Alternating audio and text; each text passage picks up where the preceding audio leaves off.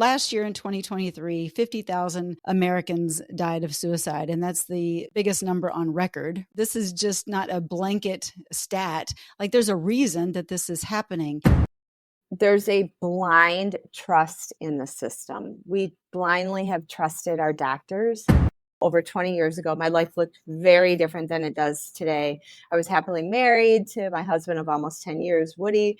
We traveled the world. We both had successful careers. And I get this call, and my dad's like, "It's bad. It's bad." I remember him screaming. And I'm like, "What do you mean it's bad?" And he's like, "Woody's dead." And I'm like, "What do you mean Woody's dead? What do you mean Woody's dead?" And I'm just like, "What just happened?" My dad's like, he goes, "He's hanging." I'm like, "What?" He goes, "He's hanging." The coroner called and asked us a question. She asked if Woody was taking any medication. The only medication Woody was taking was Zoloft, which is an antidepressant. She proceeded to say that she needed to take the bottle with her. It might have something to do with his death. You're listening to the Visibly Fit podcast. Hey, I'm your host, Wendie Pett, and every week I'll give you holistic, practical solutions for everyday issues related to nutrition, healing, functional fitness, and behavior modifications. As a naturopath, fitness expert, and wellness coach for over 20 years, my goal is to empower you to reach for greater health and to rise up to your next level of living in mind, body, and spirit. You were created with greatness in mind. It's time to own it. Are you with me? Then let's dive in.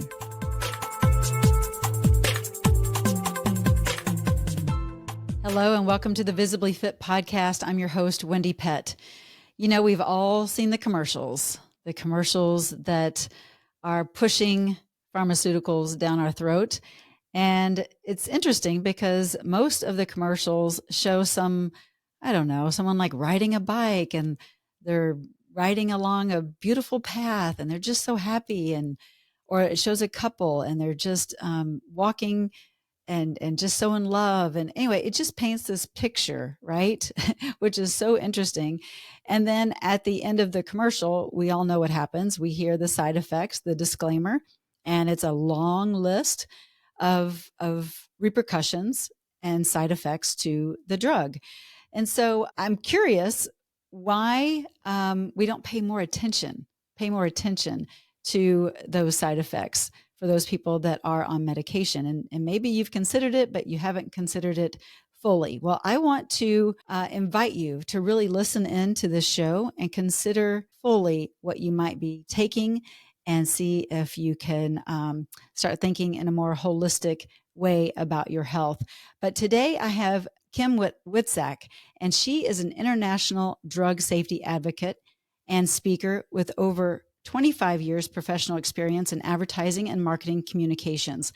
She became involved in pharmaceutical drug safety issues after the sudden death of her husband in 2003 due to an undisclosed drug side effect of antidepressants. She was instrumental in helping to get FDA black box suicide warnings added to antidepressants in 2004 and 2006. And Kim has taken her personal experience and launched a national public awareness campaign through woodymatters.com. And it's a grassroots organization dedicated to make sure that everyday patient perspectives is presented or represented in healthcare conversations. Woody Matters put a human face on the real life, sometimes tragic consequences of our current flawed drug safety system. Kim has been featured in major news media such as Fortune, Reader's Digest, Consumer Reports, Wall Street Journal, New York Times, Star Tribune, as well as subject of numerous local and national and international television news stories and documentaries. She has testified before U.S. Senate on FDA-related issues, as well as numerous FDA advisory committees. Kim co-organized the Selling Sickness, People Before Profits International Conference, which was held in Washington, D.C., bringing academic scholars, healthcare reformers, consumer organizations and advocates, lawyers, and progressive health journalists to develop strategies and solutions challenging the quote unquote selling of sickness. Today, she lectures about Big Pharma's spiderweb of influence on the healthcare system. Buckle up. You're going to want to hear everything that she says. And after doing this interview, I think I'm going to want to do another interview. It's that well done. So pay attention and let us know your thoughts after you've heard her story. Enjoy the show. Well, welcome to the Visibly Fit podcast, Kim Witczak. So glad to have you. Wow, I have been looking forward to this episode for a long time, just because of some things that have been bubbling up in our personal life. And I heard your story, and I thought, man, I got to have her on the podcast. So thank you for being with me. Absolutely. Thanks for having me. I love meeting new people and talking and telling the story. So, And the fact that we're in the same state and pretty close to each other in proximity is pretty amazing. yeah, it's funny when I think it was your phone number or something. I'm like, wait, you're in Minnesota? And so it's really fun because I do podcast interviews with people all over the world, and to have somebody that's literally in my backyard, it's Right. really fun. And yet it seems far away because we're on virtual, but I'm glad Which to is know weird, that but you're we're right going to here. meet sometime. We're going to meet sometime in person for sure. Absolutely. Well, good. Well, I wanted to have you on. Last year in 2023, 50,000 Americans died of suicide, and that's the biggest number on record, right? And so I see that, this is just not a blanket stat. Like, there's a reason that this is happening.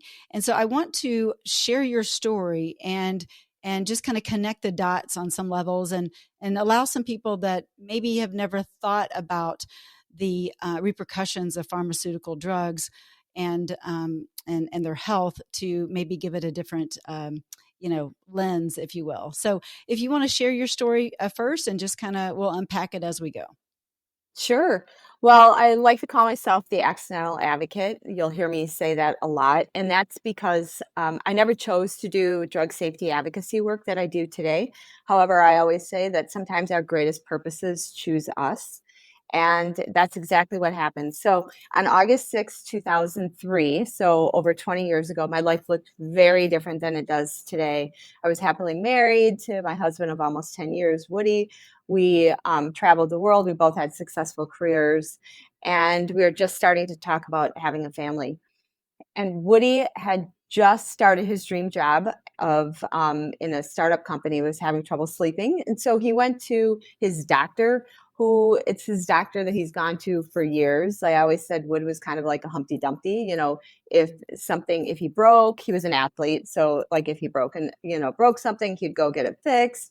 So he got stitches because somebody bit his head in basketball, so he's always had that kind of a yeah. So, I mean, he's just one of those guys that then anytime, but you get hurt when you're an athlete, right? So he had that attitude of just going and seeing his doctor. And so he went to see his doctor and was given and told him he was having trouble sleeping. And the doctor gave him a 3-week sample pack of an antidepressant, Zoloft, and said it would take the edge off and help him sleep.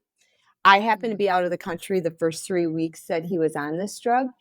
And so I didn't see what was happening. And this sample pack that Woody got also automatically doubled the dose after week 1. It was just like in a paper bag, like, here's some samples, take this, try this. This should, help take the edge off. And did he tell you, real quick, did he tell you that he was taking the drug, even though you were out of the country? Did he inform you over the phone and tell you? I mean, I think he said he got some medicine, but, truthfully, yeah, I didn't go investigate. And, Right. obviously I know things very differently today, but back then, no, I'm just assuming, all right, that's cool. Yeah. And I'm down in New Zealand on a big shoot. I'm in advertising. And so I'm down there having the time of my life. Wood's here. And I remember, I was super excited. So 3 weeks later, I come back and I walk in our kitchen, back in our, I was in the kitchen. He walks in. He had a blue dress shirt on with a white undershirt underneath, completely drenched through. And he was crying. And I mean, more like bawling. He dropped his bag at the back door, fell into a fetal position on our floor in front of our dishwasher, and kept going like this. Kim, you got to help me. I don't know what's happening. My head's outside my body. You got to help me. And he's rocking back and forth. And I'm like, oh my word. Like, I literally have never seen that ever. And so we calmed him down. We prayed, we did yoga breathing. And he eventually called his doctor and told him he had this head outside the body. And the doctor said, oh, you got to give it 4 to 6 weeks to kick in the drug. And so, Yeah. all right, so didn't think anything of it. We did all the things you're supposed to do. And the next week of Wood's life, every day night he would come home and he'd be like, Kim, what do you think about hypnosis? What do you think about acupuncture? Everything was about this feeling in his head. And so, he was miserable.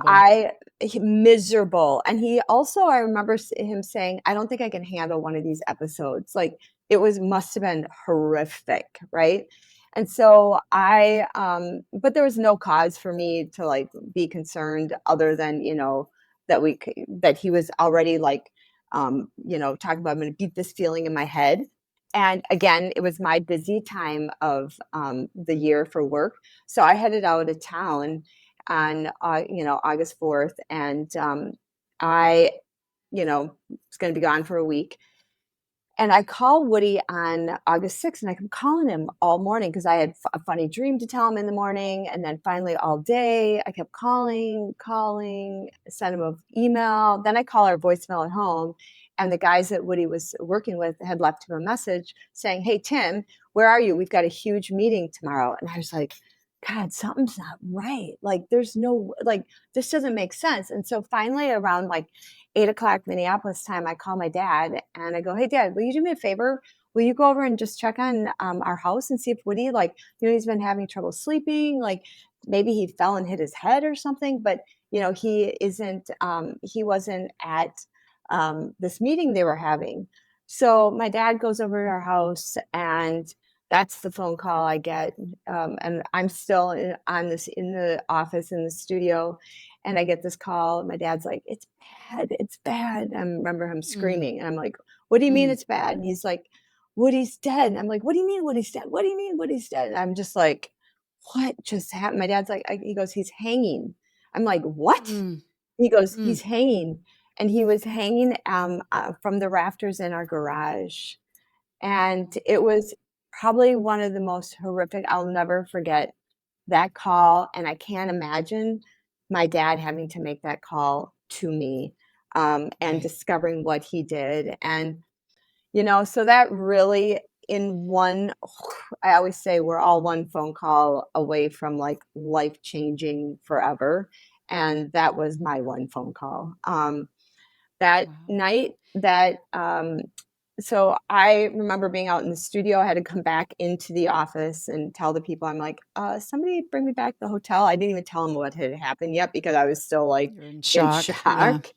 And, because I had to figure out how I was getting back from Detroit back to Minneapolis. And that night when I was in the hotel room trying to figure it out, the coroner called and asked us a question. She asked if Woody was taking any medication.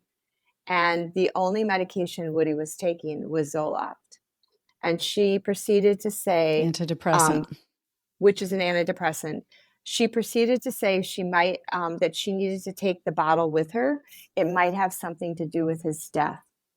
And so that was kind of like clue number one, that the coroner actually even said, like, we might have to take it with us. And that was in 2003. And ironically, because Woody left no note, and we both traveled so much for work that we always left notes. We checked in with each other, we left notes. And so I'm like, wait, Woody went on the biggest trip of his life and he didn't leave a message or a note. Well, the first, I always say that coroner question was clue number one. And the other clue was the front page of our newspaper had an article that said the UK finds link between antidepressants and suicide in teens.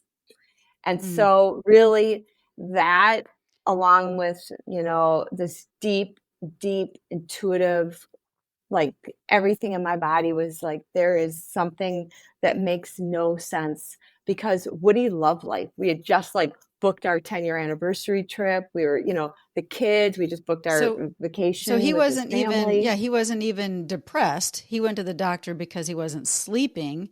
And this is what the doctor prescribed. Yeah, he had no history of off. depression. Yeah, he had no history of depression.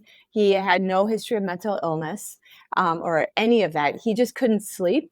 He just started this dream job. And, that I always call it now, because I'm one of these people that wakes up at 3 a.m., the wake up call, the 3 a.m. Being an entrepreneur is not a mental health or mental illness. Like, he was so excited about this job. And so everything in me was like, this doesn't make any sense. But, And he we never wasn't questioned. drinking with the drug. No. He wasn't any of that. Yeah. Yeah. So if Because you he's an actually athlete. know, if you actually know who Woody was, like, his body, he could have one drink, two made him drunk. He couldn't drink coffee. So he literally drank water, orange juice, and iced tea. Like, Yeah. that was him. He couldn't take NyQuil because NyQuil would make him like completely loopy. So he never took that.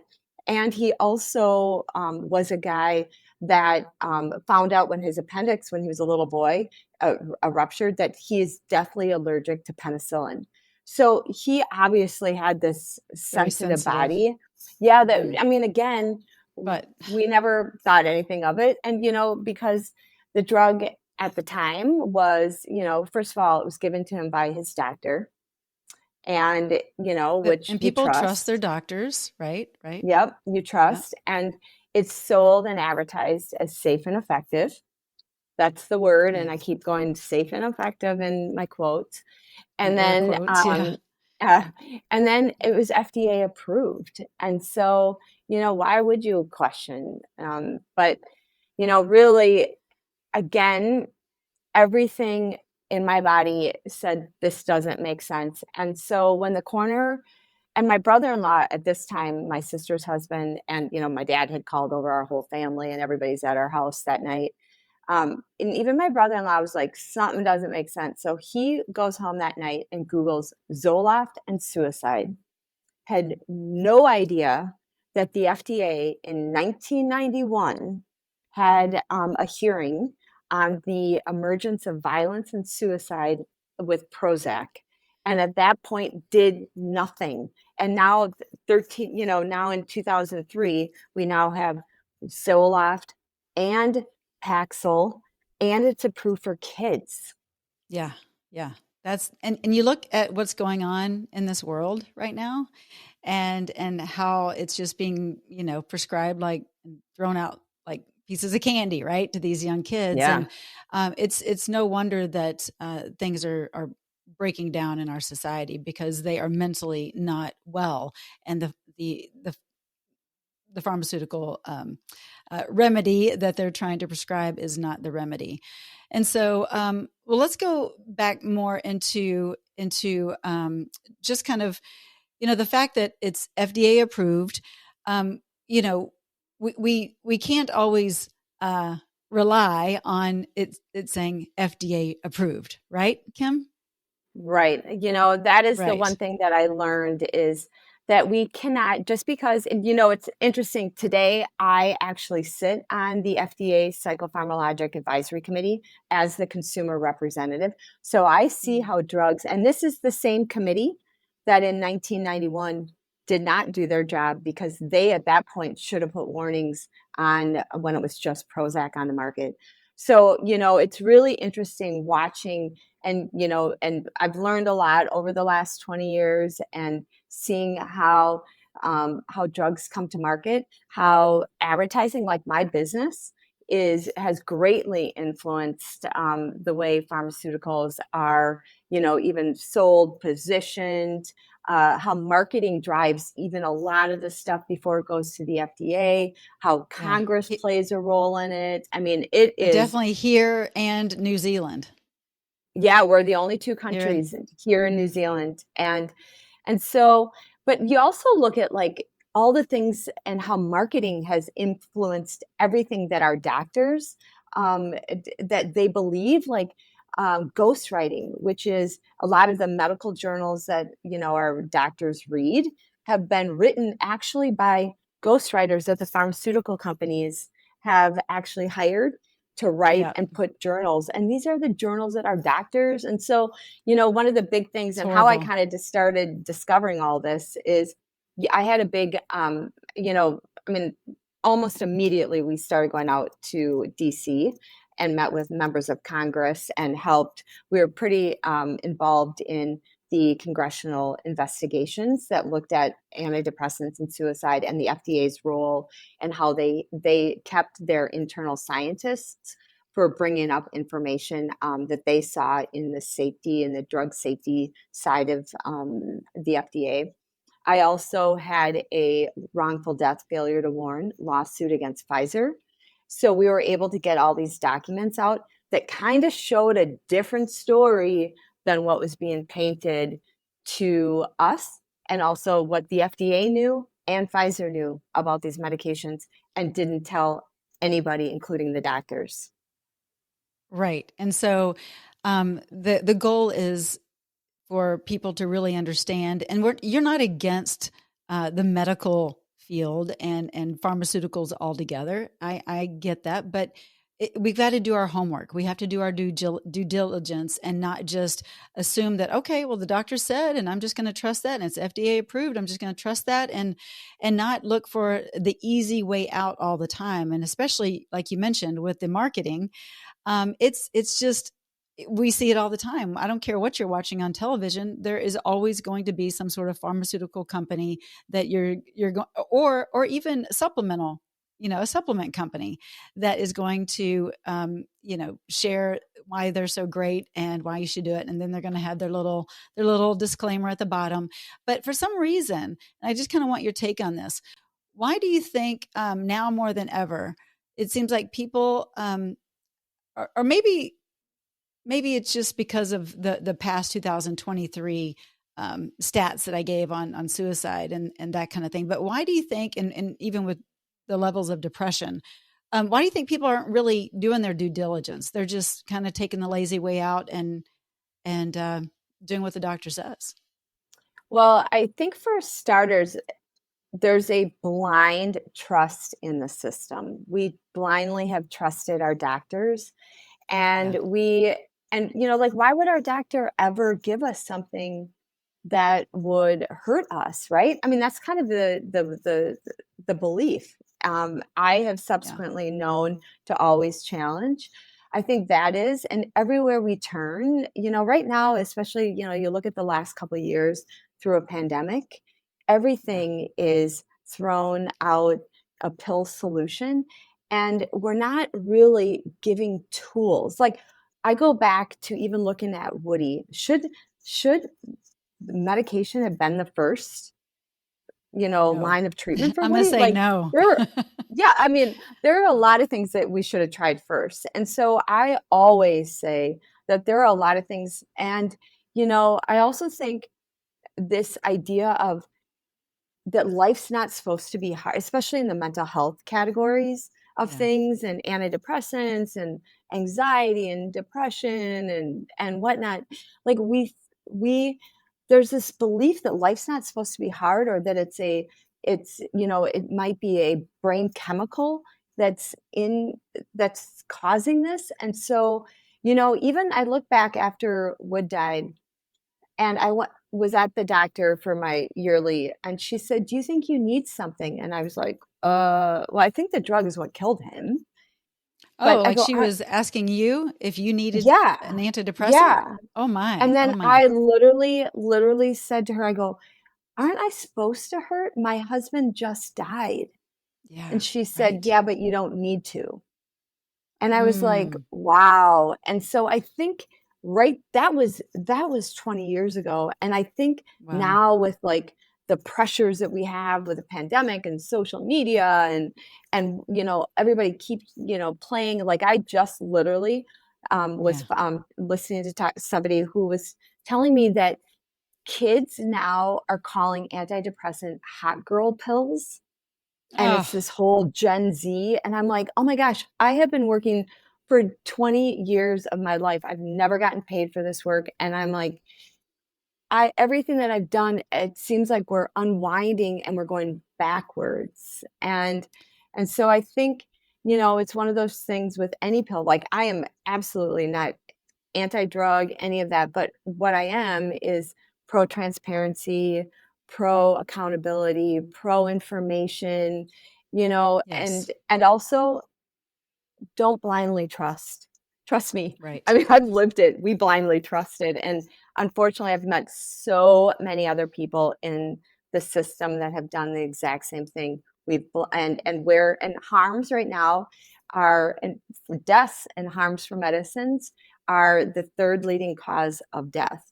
And we just celebrated, or I don't know if celebrated is the right word, but it was the third annual day focused on adverse harms and events in medicine. And so I think it's a lot more common. It's not just antidepressants, it's medicines in general. And Right. so I think, Well, I was talking to you before the interview about my mother-in-law and how she was in a nursing home for just a short little window before we got hospice in place and that kind of thing. And the meds that they gave her, I mean, it was crazy. It was, Ativan and Halidol and all these things. And she literally was hallucinating. She was drooling. She was having nightmares. She couldn't feed herself, couldn't function at all. And that's not her. And so we were being advocates and saying, no, get her off of this. Why is she even on? And once we removed that drug, and of course it took about 36 hours to get out of her system, she was herself again. It was so disheartening. And I thought about the elderly that don't have a voice, right? Or they don't have people around them that can be an advocate. What would you say on those terms? Because we need our young people to have advocates and our seniors to have advocates. What would absolutely. you tell somebody? Yeah.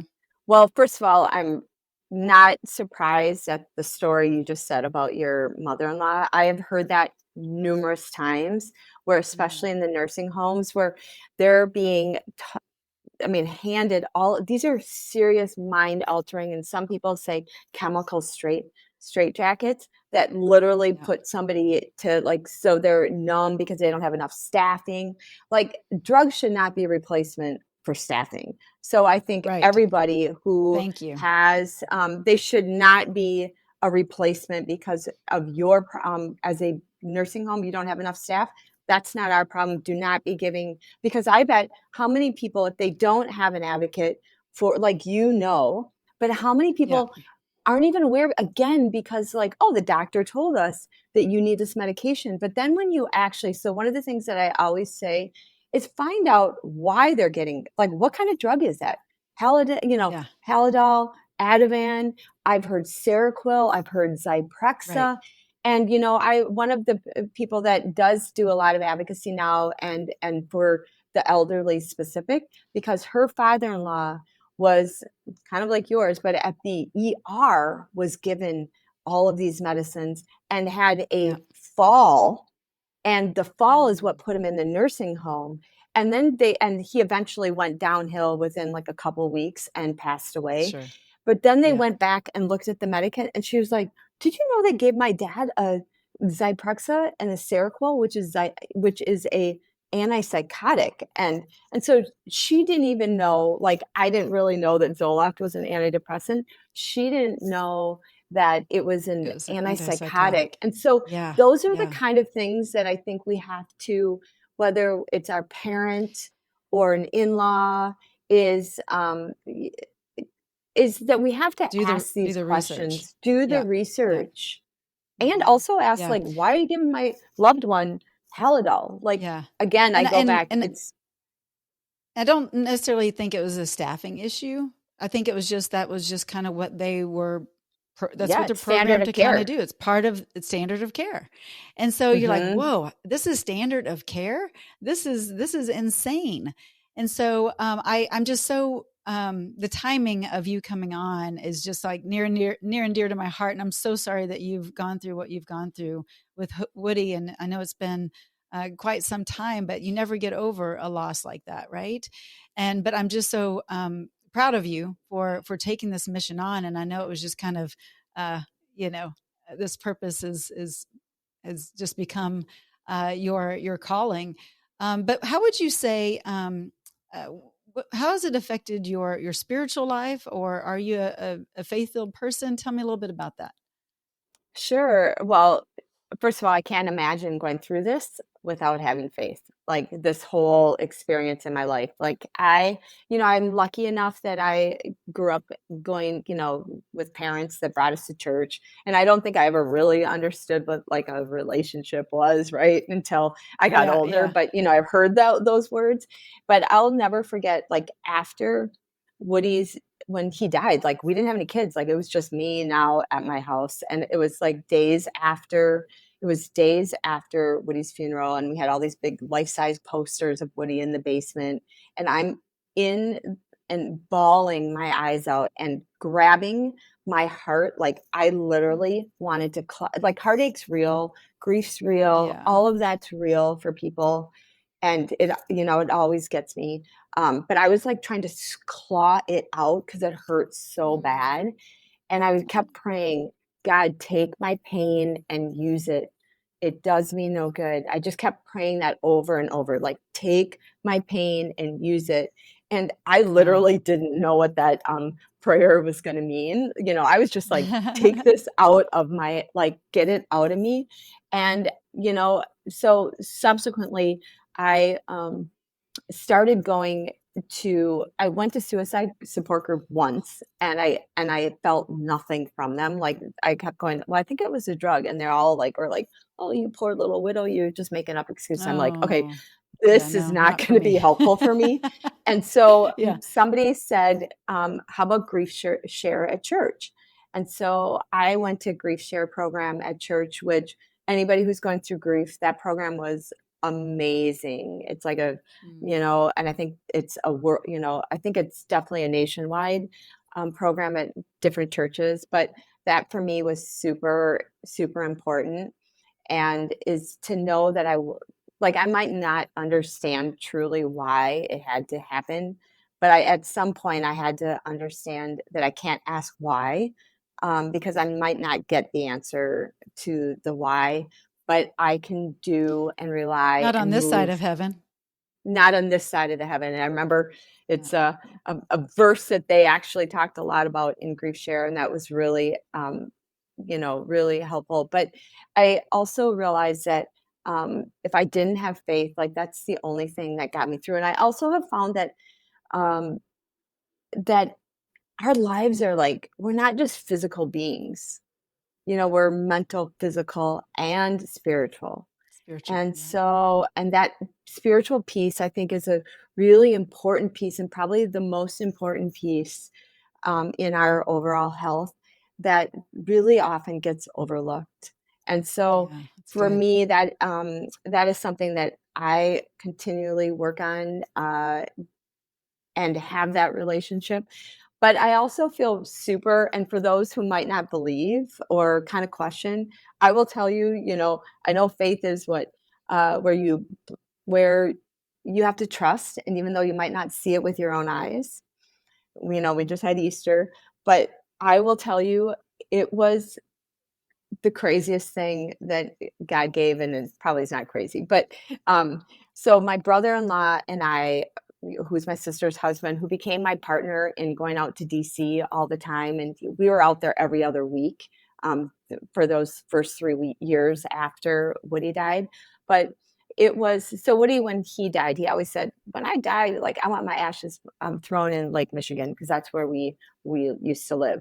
And so it was probably 6 weeks after Woody died, and we were doing a service in Chicago, and we had Woody's ashes, and I'm holding this box, and I'm like, I cannot believe this is us. And it was just my brother-in-law and I at the side of the boat in the middle of the Lake Michigan, mind you. And all of a sudden I look over the edge of the boat, like literally 5 feet, like right there. And there's this red book floating like this. And A red and it was book? a red book, open Huh. face. And I go, Uh-huh. does that say what I think it does? And he goes, yeah. In gold letters, it said the Holy Bible. And it Oh, I just have chills, Kim. literally floated right by us. And at that moment, I'm like, oh yeah, God's real. Like at that, Oh my he was gosh. saying it was unbelievable. And because we That's were the ones beautiful. where it Mm. was amazing, because, at this time, like I'm not one that stirred the pot. Like I would never go take on Pfizer and the FDA. I could care less. Like, I was the least likely person that would ever in a million years. But that's who God uses, Kim. The least likely becomes the most likely. You see in stories all throughout his word. Yeah. And so that's been what obedient. I've come to, and that's what I came to see. But because I'd be like, whoa. And so all those times that we would fly back and forth over DC, or to go out to DC, and I'm getting ready for like a big Senate hearing, or all my legal stuff, I would look down and go, wow, God, of all places, like right there in the middle. It's like it's like an ocean, right? And it was Right. literally right in front of us. And the only two people that saw it was Eric and I, because Eric, my brother-in-law, also had to be obedient, because he was the one that put it all together and was the one that presented the idea that he goes, I think I figured out what happened to Kim's. And so if it wasn't for Eric, who was obedient, and then me, and to see like, I think God was telling both of us, like, it's yours. And now I say that Bible is not really for me. It's for other people, right? To tell that story, because he's real. Like, there's no way you cannot like say it's not real when you saw that Bible. Yeah. And you didn't just see it. Both of you saw it. Like, that's Both of us. That's how loving our God is. He knew the kind of sign, if you will, that you needed to see in order to take this baton and run with it. Because when you do get to heaven, you will be seeing the lives that you affected because you took this on. Like, I just want to cry. I'm so proud of you. I don't even know you that well, but oh my goodness. Thank you for heeding to the call, because not too many people would, Kim. Like, I mean, you got me crying. Not too many people would. And it's so good, because that's how much our God is so loving and so kind and so gracious that he would give you both that loving sign like that. And he knew that would fuel your fire too. I think it's the only way. And I remember, like, when we got off the boat, and it was Woody's brother, who's a Chicago cop, actually was the one that arranged the Chicago search and rescue boat to take us out in the middle of the lake. And afterwards we came back, and there, back to the police station. And I said, can I ask you a question? And this to the cop. And he goes, ma'am, I go, have you ever like caught a Bible out of the Lake Michigan? And he goes, ma'am, I've been head of search and rescue for 25 years. I have never seen a Bible because books don't float. And he was like, yeah, you idiot. And so I was just, because I knew funny. It was hilarious, and it was so classic, like a Chicago cop. But he's right. Books don't float. They sink. And I mean, so really, I think you are so right that but God hope floats. Hope. Oh, that's a good one. Hope does float. And, I like, as I said, for my own healing, like that right there, it didn't take away. I mean, it took away, some of the pain, but like there were, for me personally, I suffered the great loss, but then so have a lot of other people in this world. Like, I am, when we think that we're not going to get impacted by something in our lives, like, that's a lie that we've been told, because why wouldn't it not happen to me? Like, why wouldn't it, like, that things happen in life, right? And so and so I just had to accept. And once I actually accepted that this is what happened, and I stopped fighting what happened, is really when I just surrendered to, it is what happened, and I will maybe not ever understand why, but I also have come to realize 20 years later, it almost had to be somebody like Woody, who had no history, because they couldn't trust me. They tried to, like, during those legal litigations, they would try to, like, paint it on people like, oh, well, we didn't have marital problems, we didn't have money problems, we didn't have depression problems, so they couldn't blame Woody. And so it almost had to be somebody like Woody, who was super clean, and somebody like me that and Eric, who took this on initially.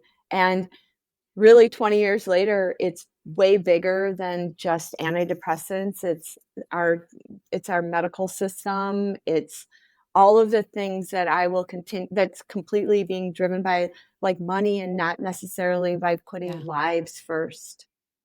Right. Oh, Kim, I have such great admiration and respect for you. I just really do. And I'm so grateful that you're doing what you're doing. I mean, there's a lot of work to be done, right? I mean, you're fighting, a Goliath, but guess what? I always say Or David beat Goliath, and I have to keep, and exactly. That's what I I'm keep saying. telling that story to all of mine because I've met so many people over the years who've been in situations like me and or feel like they can't take it on. I'm like, it's so big, and I go, yeah, but you have to remember, like, David beat Goliath, and our God is way That's right. bigger. And so, like, That's right. and so you Yeah. couldn't do this work without faith. I don't know how people could ever do this work without faith, ever, Right.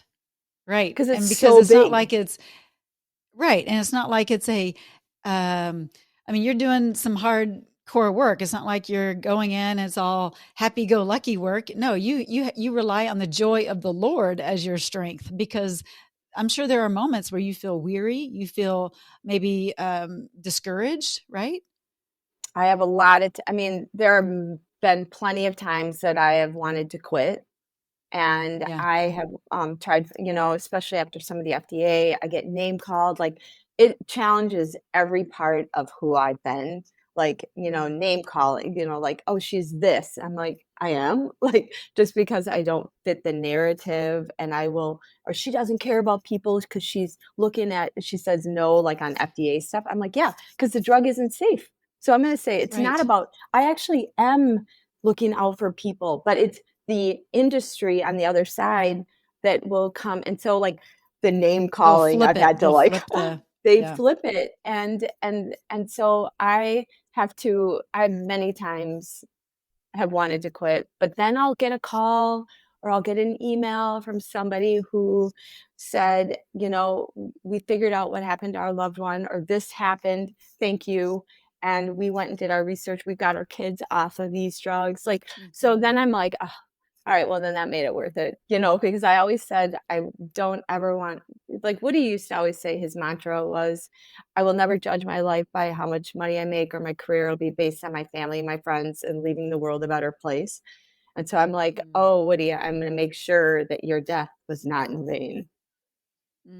That's so good, Kim. Yeah, and again, on this side of heaven, you'll never know of the lives that Woody and you have saved, and Eric, right?